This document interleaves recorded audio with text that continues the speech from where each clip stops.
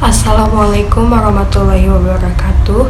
Perkenalkan, nama saya Fauzia Zakia. Saya di sini ingin mempresentasikan hasil tugas UAS Sosiologi Komunikasi yang berjudul Kejahatan Korporasi dengan Masyarakat.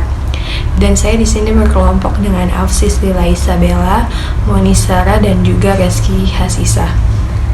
Jadi di slide pertama kita akan membahas tentang identifikasi permasalahan. Jadi di sini kita membahas pencemaran lingkungan. Lalu yang kedua, macam-macam pencemaran lingkungan. Yang ketiga, akibat dari pencemaran lingkungan. Yang keempat, bagaimana cara untuk mencegah atau menanggulangi pencemaran lingkungan. Yang kelima, mengapa manusia memiliki peran penting dalam menjaga lingkungan hidup agar tidak terjadi pencemaran. Tujuan penelitiannya adalah untuk mengetahui upaya penegakan hukum terhadap pelaku tindak pidana lingkungan hidup. Lalu yang kedua ada untuk mengetahui faktor-faktor penghambat upaya penegakan hukum terhadap pelaku tindak pidana lingkungan hidup. Pengertian pencemaran lingkungan.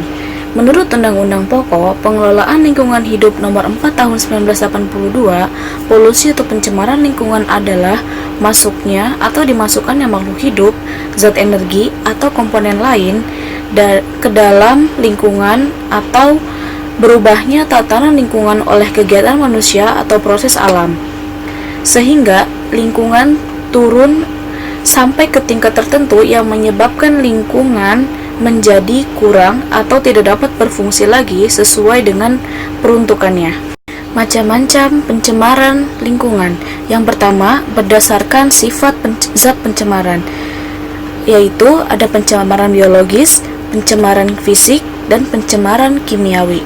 Yang kedua, berdasarkan tempat terjadinya, pencemaran tanah, air, udara, dan suara. Akibat pencemaran lingkungan, yang pertama, pemekatan hayati, yang kedua, keracunan dan penyakit, yang ketiga, punahnya spesies, yang keempat, peledakan hama, yang kelima, terganggunya keseimbangan lingkungan, yang keenam, kesuburan tanah berkurang, dan yang terakhir, terjadinya hujan asam. Cara mencegah atau menanggulangi pencemaran lingkungan. Yang pertama ada limbah industri. Membangun industri jauh dari pemukiman atau perkotaan. Lalu limbah organik dari makanan yang dapat diproses. Kedua, ada limbah rumah tangga. Limbah cair dialirkan ke bak penampungan, kemudian sampah dibuang di tempat yang lebih rendah. Yang ketiga, ada pencemaran udara. Yang pertama, mengurangi bahan bakar minyak dan batu bara. Yang kedua, menggunakan penyaring pada cerobong asap. Yang ketiga, menggunakan bahan bakar alternatif. Yang keempat, mencegah penebangan atau pembakaran hutan. Selanjutnya, peran manusia dalam menjaga lingkungan hidup.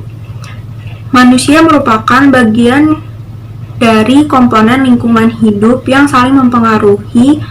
Pengaruh manusia terhadap lingkungan sangat besar untuk mempertahankan diri atau menyesuaikan diri dengan lingkungan. Kesimpulan dari presentasi kami ialah pencemaran lingkungan terjadi karena ulah manusia itu sendiri yang tidak dapat mengolah dan memanfaatkan lingkungan dengan baik. Semakin banyak pencemaran yang dilakukan, nantinya akan berdampak buruk kepada manusia itu sendiri. Maka dari itu, cara penanganan pencemaran lingkungan dilakukan dengan cara remediasi dan bioremediasi. Sekian presentasi dari kami, kurang lebihnya mohon maaf. Assalamualaikum warahmatullahi wabarakatuh.